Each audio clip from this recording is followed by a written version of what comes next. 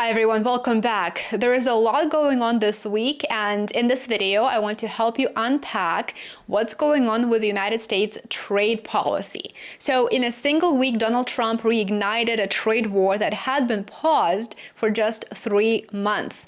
It started with sharp warnings to Japan and South Korea, including official letters that were sent to the country's leaders and then posted on social media, of course. Then he targeted copper imports with a massive 50% tariff. Pharmaceutical goods could soon face a staggering 200% levy, and in a late-night escalation for good measure, he threatened Canada, one of America's largest trading partners, with a 35% tariff. So more than 20 countries after this week are now staring down the barrel of punitive economic measures, all set to begin on August the 1st unless they strike deals with the United States. If that sounds like an ultimatum, it's only because there's really no other way to perceive this. This sudden and sweeping revival of Trump's protectionist policies marks a turning point, and not just in U.S. trade policy, but in the global economic order. And it's all being driven by a president who sees tariffs not as a bargaining chip, but as the deal itself. Remember, I mentioned that Trump crossed the line this week when he threatened Brazil with 50% tariff because Trump didn't like how Brazil handles its domestic affairs. And there's an entire video on what happened there here on my channel if you're interested.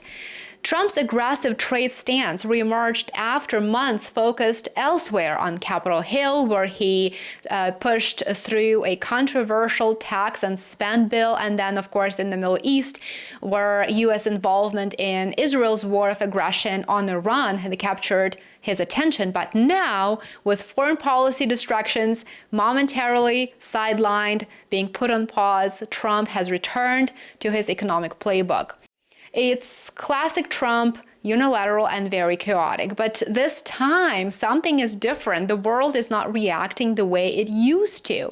Back in April, as you may recall, when Trump launched his first salvo of tariffs on what he dubbed Liberation Day, global markets shook. Stocks tumbled, currencies slid, analysts warned of recession. Well, now, with even more aggressive threats on the table, Wall Street has largely shrugged. We're becoming used to the chaos, apparently. The S&P 500 closed at a record high. The Canadian dollar did dip, but then it recovered. Investors, it seems, have started to factor in the drama that we experience on a daily basis, and they also bet that Trump, as before, may back off at the very last second. But everyone understands the threat is very real. The letters that Trump sent this week lay out new tariffs ranging from 25 to 40% on countries like Japan, South Korea, South Africa, Thailand, and Tunisia. Even nations that did not get a letter are now looking at blanket tariffs of 15 to 20%, which is, of course, an increase from the current 10%. For copper imports, the rate is 50%. For pharmaceuticals, Trump says 200% is on the table. So are you ready to pay more than you're paying now for your medicine? Let us know in the comments what your thoughts are on that. And while Trump gave countries a new 3-week window to strike deals, because truth be told, let's be honest here, nobody really rushed to Washington to please Trump, not even U.S. allies like Japan and South Korea, the tone has changed. One official put it bluntly, Trump believes that there is no need to negotiate. He will simply set the terms. Either we get a deal or I set the deal, the president reportedly told his advisors. Will that tactic work? That remains to be seen. In international relations, unlike in business, ultimatums don't really work that well. Well, this approach has also drawn criticism, even from within conservative circles. For example, Wendy Cutler, who is a former U.S. trade negotiator, described the letters as a signal of frustration and, if we're being honest, desperation, an attempt to pressure partners who have made little to no progress in trade talks with the United States. But why did they make little progress? That is a big question. Is it because Trump's deal actually hurts their interests? Well, likely the answer to that is yes. So far, the United States has only secured 3 trade deals, far short of the 90 deals in 90 days that Peter Navarro, Trump's trade advisor, once promised. Among other deals are a limited arrangement with the UK, a fragile truce with China, which I covered in a separate video, and a vague promise from Vietnam to allow more US exports. By the way, Vietnam was surprised to learn from social media posts that the United States announced Vietnam had agreed to steep tariffs. And Vietnam said, look, I don't think we have a deal, but let's continue talking. So none of these agreements have been published. No written texts have been made public. Most key partners like the EU, India, Japan, and South Korea have not yet reached an agreement at all. One of the most dramatic developments came in Trump's letter to Brazil, and I would really like to focus on this because this is very, very important. There, he accused the government of Brazil of mistreating a former President Bolsonaro who is being investigated in Brazil, in his home country, for his participation in a coup attempt that failed. And Trump threatened a 50% tariff in retaliation because he did not appreciate Brazil's domestic affairs and how it handles its own domestic affairs. In response to that threat, President Lula promised retaliatory tariffs of his own. And then came the bombshell, Canada. Late at night on July the 10th, Trump warned that Canada would be hit with a 35% tariff.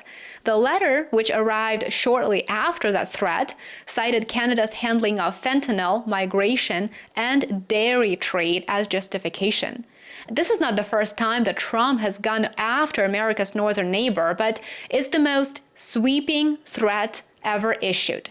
The economic stakes of Trump's threats to Canada are indeed enormous, and we need to have a conversation about this. Trade between the United States and Canada reached $760 billion with a B, $760 billion last year. Supply chains are deeply integrated, especially in the automotive, energy, and manufacturing sectors. A 35% tariff would cause widespread disruption. Trump has hinted that some goods might be exempt, but, quote, no final decision has been made. For Trump, the tariffs appear to serve a dual purpose. They energize his political base that appears to refuse to consider economics 101, and also tariffs give him some leverage on the world stage. So where does this all lead us? If no deals are struck, Trump's new tariff regime could take effect in full, reshaping global trade, pushing inflation higher domestically and globally, and testing America's economic alliances. The countries in Trump's crosshairs range from longtime allies to major exporters.